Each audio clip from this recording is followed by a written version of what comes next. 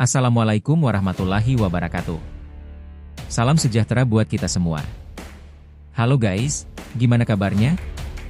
Selamat datang kembali di channel Peradaban Baru. Hari ini kita bakal bahas topik yang lagi rame banget di kalangan pionir di platform X. Banyak analisis, prediksi, dan diskusi mendalam tentang masa depan Pi Network. Seperti biasa, semua yang gue bawain di sini bukan pernyataan resmi, tapi rangkuman dari berbagai analisis komunitas. Jadi anggap ini sebagai wawasan tambahan, bukan kebenaran mutlak. Dalam video ini kita ngebahas analisis mendalam dari komunitas pionir tentang Maxima Hyper-P dan strategi Dual Value Framework Pi dalam regulasi MiCA Eropa. Banyak yang percaya ini bukan sekadar update teknis biasa, tapi langkah besar menuju open-minded yang dikendalikan AI, tanpa campur tangan manusia. Apakah Pi sedang bersiap menjadi mata uang digital global? Apakah ini awal dari AI governed blockchain ekonomi pertama di dunia? Tonton sampai akhir, karena pembahasan ini bisa jadi petunjuk arah masa depan Pi Network. Oke guys, langsung aja kita mulai pembahasan berjudul Maxima Hyper-P dan kerangka nilai ganda Pi Network, arah baru ekonomi digital. Pendahuluan. Dalam diskusi komunitas pionir, muncul analisis teknikal dan prediktif mengenai transformasi besar yang kemungkinan terjadi dalam Pi Network. Dua fokus utama pembahasan adalah Maxima Hyper-P dan strategi hukum Pi dalam konteks regulasi MiCA Eropa. Analisis ini tidak bersifat resmi, namun menggambarkan bagaimana Pi mungkin berevolusi menuju sistem ekonomi global berbasis AI. Maxima Hyper-P dipandang bukan sekadar pembaruan teknis, melainkan perubahan struktur fundamental yang dapat membawa Pi menjadi sistem ekonomi yang dikelola oleh kecerdasan buatan secara mandiri. Bagian 1 guys, Maxima Hyper-P, awal sistem tata kelola AI dalam Pi Network.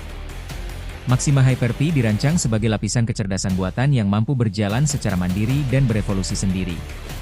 Fungsi utamanya adalah menjaga stabilitas sistem, memastikan kepatuhan, memperbaiki kesalahan jaringan, serta memperluas utilitas Pi tanpa bergantung pada campur tangan manusia. Struktur teknis Maxima mengungkap beberapa fungsi inti, antara lain, pengelolaan otomatis aturan tata kelola, integrasi blockchain dengan sistem eksternal seperti soroban Stellar, pengawasan nilai Pi melalui sistem enforcement stablecoin, penyediaan utilitas teknologi global termasuk IoT dan simulasi regulasi internasional, orkestrasi koordinasi antar agen AI, serta sistem deployment otomatis yang memungkinkan pembaruan global secara konsisten. Secara prinsip, Maxima bertindak sebagai operating system AI yang mengelola seluruh ekosistem Pi. Bagian 2 guys, tahapan evolusi menuju open-minded. Menurut interpretasi komunitas, transisi menuju open-minded dipandu oleh 4 fase operasional yang dikendalikan AI. Pertama, tahap cleansing, di mana sistem membersihkan ledger, menolak Pi yang beredar di exchange, serta mengidentifikasi dompet yang tidak sah. Kedua, fase repairing, di mana jaringan dioptimalkan, kesalahan diperbaiki, dan node distabilkan. Ketiga, fase creating, yang memperkenalkan integrasi utilitas global, pengembangan jalur ekonomi, serta implementasi PUSD sebagai instrumen transaksi tunggal. Terakhir, fase evolving, yakni fase di mana sistem AI mengambil alih tata kelola penuh dan memperbaharui dirinya sesuai kebutuhan global. Proses ini menunjukkan bahwa pembukaan mainnet bukan hanya langkah teknis, melainkan transisi bertahap menuju ekosistem ekonomi digital mandiri. Bagian 3 guys, syarat pembukaan open mainnet berdasarkan logika AI. Ada 8 syarat utama yang digambarkan sebagai penentu kesiapan open mainnet. Di antaranya, Pi harus berhenti sepenuhnya dari perdagangan di exchange, seluruh pengguna harus melewati proses identitas resmi seperti KYC atau KYB, ledger harus bersih dari manipulasi, tidak ada dompet berbahaya, mekanisme PUSD dan PGCV harus konsisten, utilitas harus berjalan aktif, kerangka regulasi harus siap, dan tidak boleh ada konflik internal dalam ekosistem.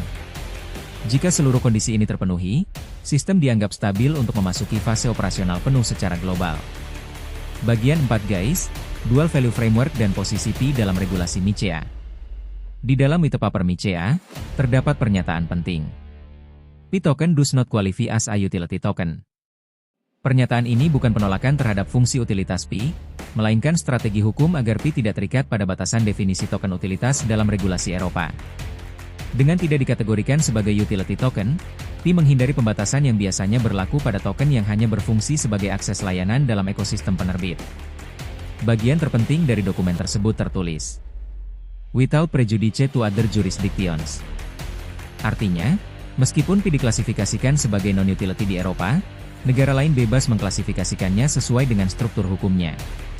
Maka, Pi secara teoritis dapat dianggap sebagai alat pembayaran, aset digital, valuta asing digital, atau bahkan mata uang legal di wilayah tertentu. Dengan demikian, Pi memiliki identitas hukum fleksibel yang dapat berbeda-beda tergantung negara. Inilah yang disebut model sistem nilai ganda. Bagian 5 guys, dampak global dari model nilai ganda. Pendekatan ini membuka pintu bagi adopsi global yang lebih luas. Negara dengan inflasi tinggi, infrastruktur keuangan terbatas, dan populasi digital besar mungkin menjadi pengguna awal Pi sebagai mata uang paralel. Selain itu, kemampuan Pi dalam transaksi cepat, biaya mendekati nol, distribusi global berbasis KYC, serta orientasi utilitas nyata menjadikannya pesaing langsung sistem pembayaran tradisional seperti SWIFT, Visa, dan jaringan bank internasional. Tidak seperti cryptocurrency lain yang bertumpu pada spekulasi pasar, Pi berpotensi dibangun di atas utilitas praktis, stabilitas nilai internal, dan kebutuhan transaksi nyata.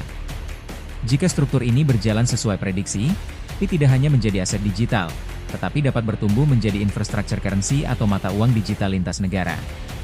Kesimpulan, maksima Hyper-Pi dan strategi hukum dalam kerangka MiCA menunjukkan arah yang unik. Di dalam ekosistem internal, Pi berfungsi sebagai aset utilitas dengan sistem nilai stabil melalui PUSD dan GCV. Sementara secara eksternal, Pi dapat berkembang menjadi instrumen moneter digital dengan status yang berbeda-beda tergantung yurisdiksi. Kombinasi keduanya mengarah pada potensi munculnya mata uang digital supranasional pertama yang dikelola AI dan didukung komunitas global. Penutup. Ingat guys, ini bukan saran investasi. Ini hanya rangkuman analisis komunitas. Prediksi bisa benar bisa salah. Tetap ikuti info resmi dari Pi Network dan lakukan riset mandiri. Terima kasih sudah menonton. Jangan lupa like, subscribe, dan aktifkan notifikasinya. Sampai jumpa di video selanjutnya. Wassalamualaikum warahmatullahi wabarakatuh. Salam sejahtera buat kita semua.